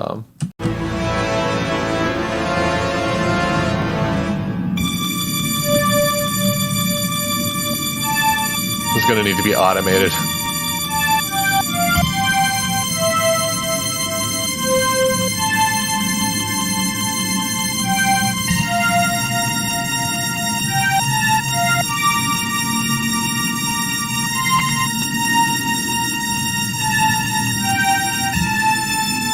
Okay, those last two chords, I kind of want to move. I'm on a G there. Or no, was I? What have I done? I'm going to do that again. I'm just going to do another take.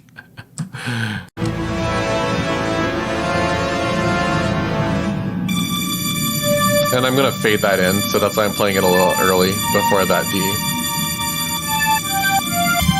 So this is a C. I'm not going to change notes here because C is in an F chord, but I will change here to the B flat.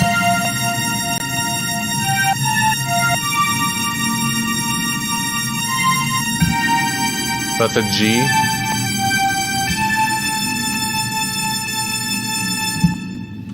And that G in Afterthought is going to hold out because I want that G is going to be in an A7 chord as well.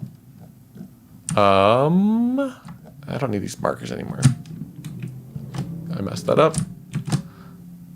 That's a custom action. Just delete all markers. You can make custom actions up here. And it's a delightful one. I think it's SWS if you're a Reaper user. Okay, so that's going to be my top line here. And this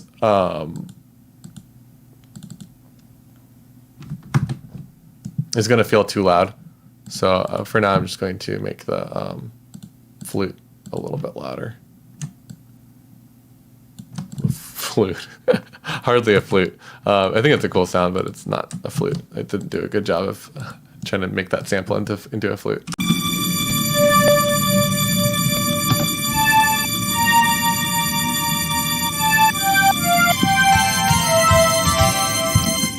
Okay, and I'm going to try to come up with something in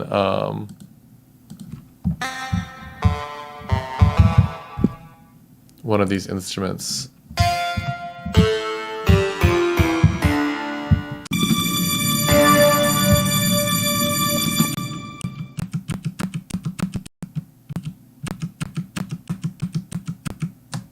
I realized I wanted those chords still, so I just Control-Z'd a bunch of times.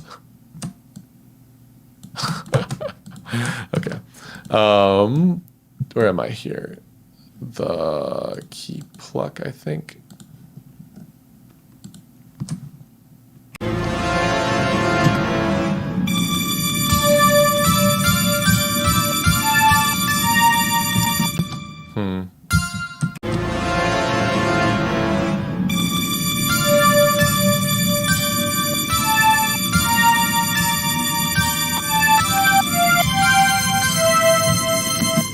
Does that feel good?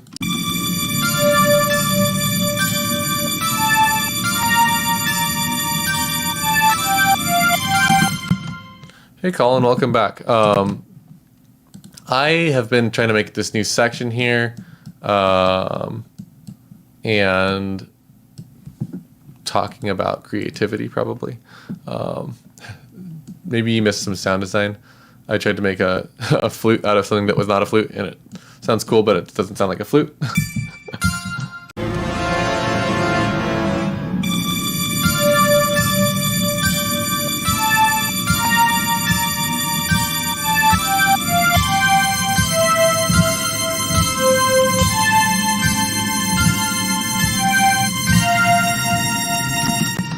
Nothing about that worked. My bad.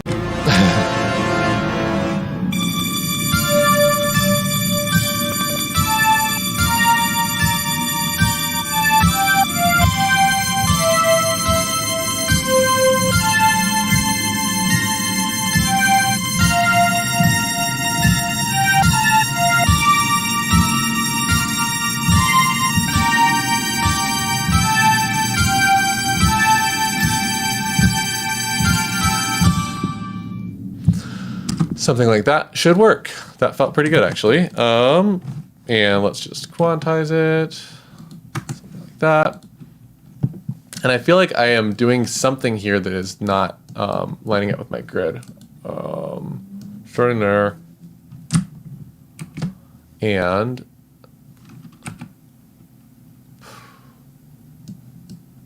no, that's fine. Okay. Well, I guess I was wrong about that. And we can come back to this really heavy part at the end here.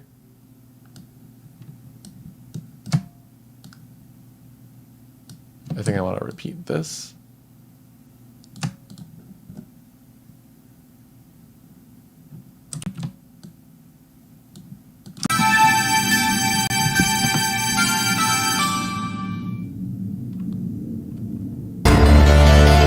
Yeah, if I can come up with some kind of a build-up or some kind of a we're not done yet right here, I think that's going to feel good.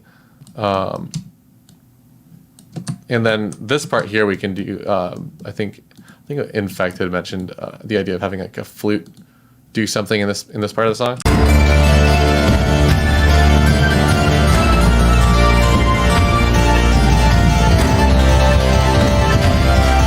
I could just like shred.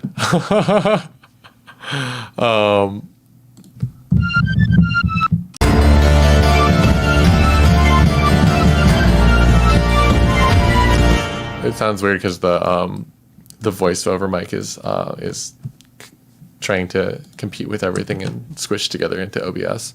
So that's what's going on there. This right here, I feel like could be done with more sound design. Let's just do one of these.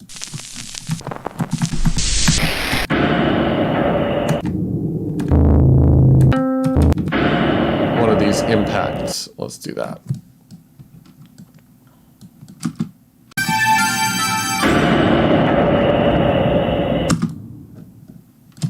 And I'm gonna get this to hit right on that beat. Turn it down a bit.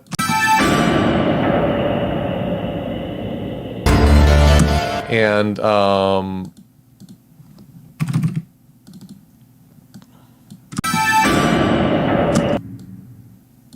I want this to hit really hard, right at like 50 hertz on the sub. So I'm gonna shelf off a bunch of highs.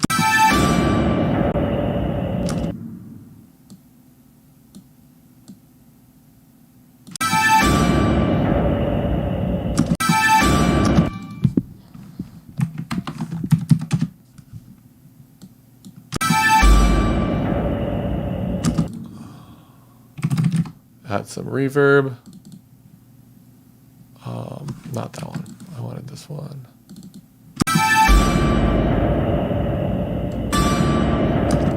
And I want that to die off by the end of the sound and have a sharper envelope.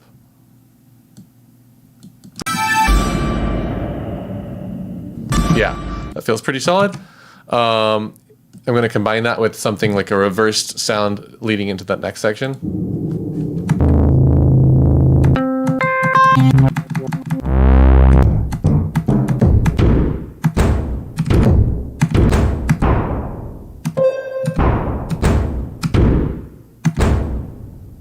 Something like this one. And then I'm going to stretch it out a bit, reverse it. And do like a movie trailer kind of a thing.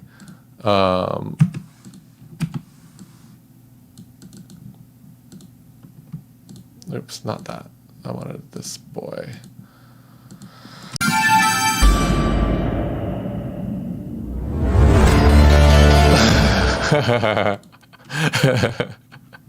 I like that a lot. Then Flute Line.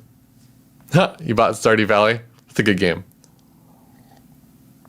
I'll see you in a few months then. It's going to eat your whole life.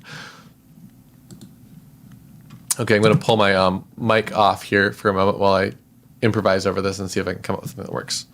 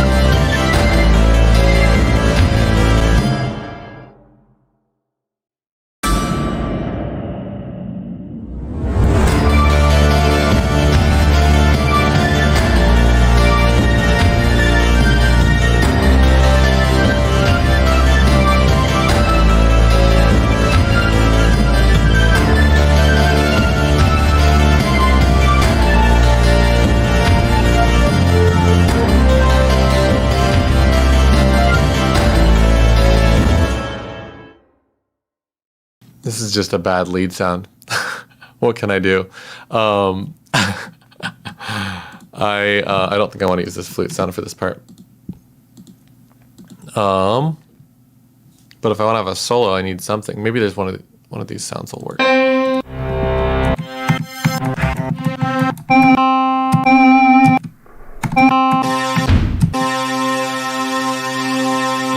Let's just use that. Mega lead. And let's do...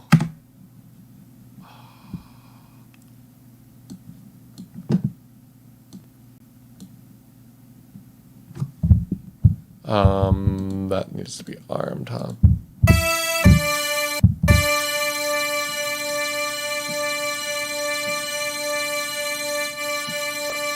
Not that we'll need to loop it, but that'll be cool. Delay.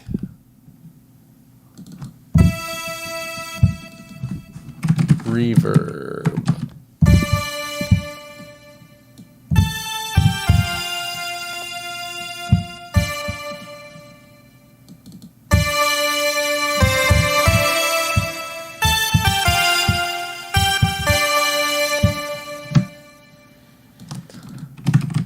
And we just don't need all this low end. Okay, let's see if this feels better as like a lead sound.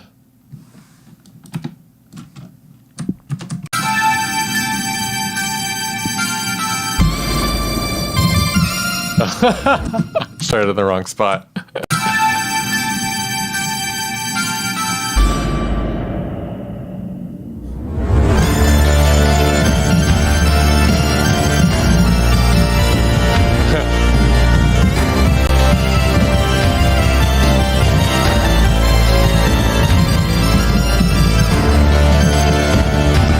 Let me see how responsive this is.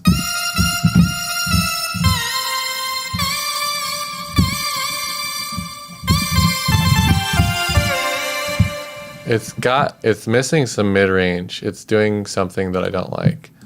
It needs like... It needs some release time.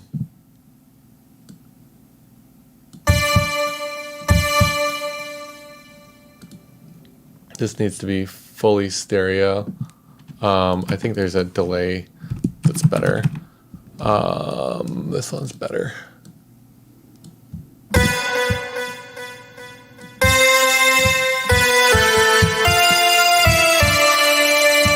This is louder too. And then the width. Yeah, okay, let's just try this one instead. See if this feels better.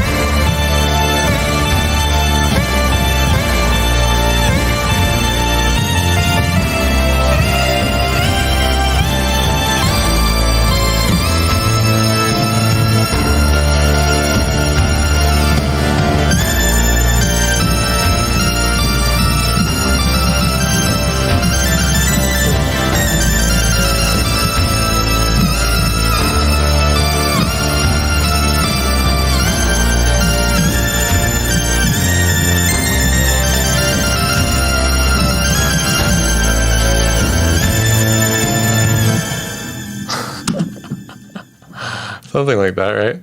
I'll just fix those wrong notes. I don't feel like practicing right now. But that's all the time I've got for today's stream. I set aside 2 hours for it. So let's listen to the song so far. And we'll just pretend like I didn't play any wrong notes in here. We'll just quantize them later.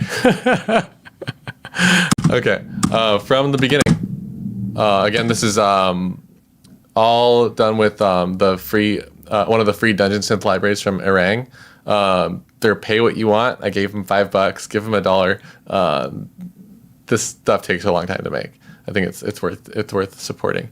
Anyway, let's just take a listen to this and see what I came up with.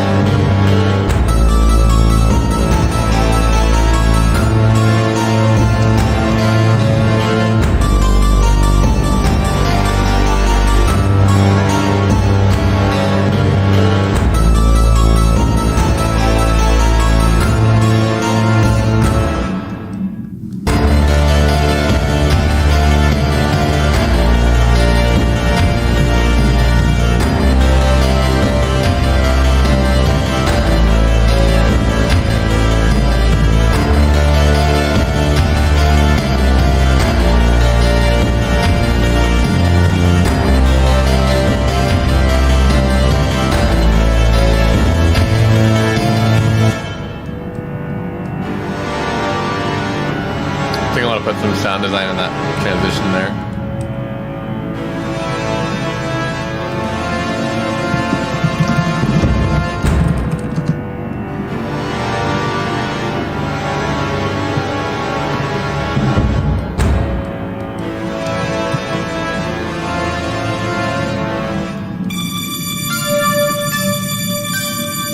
And like I said, once I render these out to audio, I'll put a fade in on that.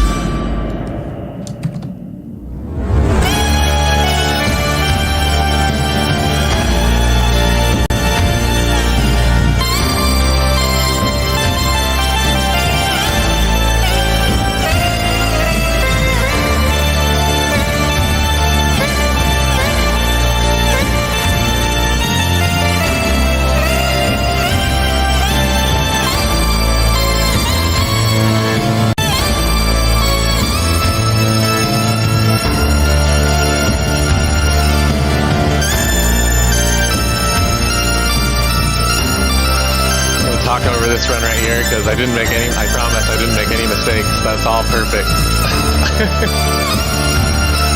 This run over here is messed up too.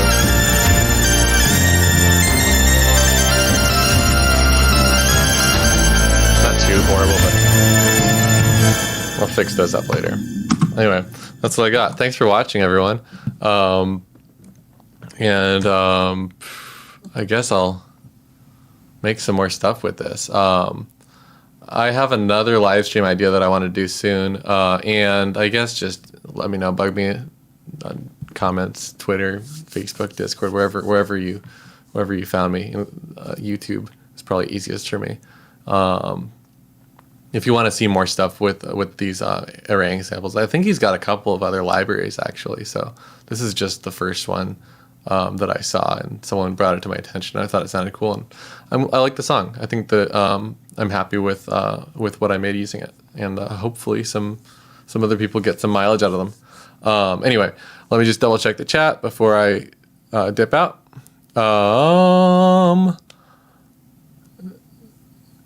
Thanks, that was cool. Girlfriend's Hideout, that too. Dark Souls, those games are like. Those are great. They're so cool. I get really addicted to those games, so I try to avoid them as much as I can.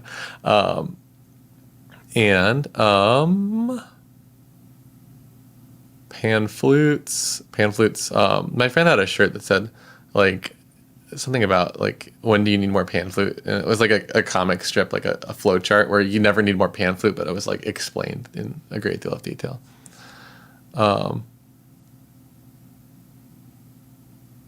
And ML, you have these samples and didn't know who used them. This is my first time. I opened them up today for the first time.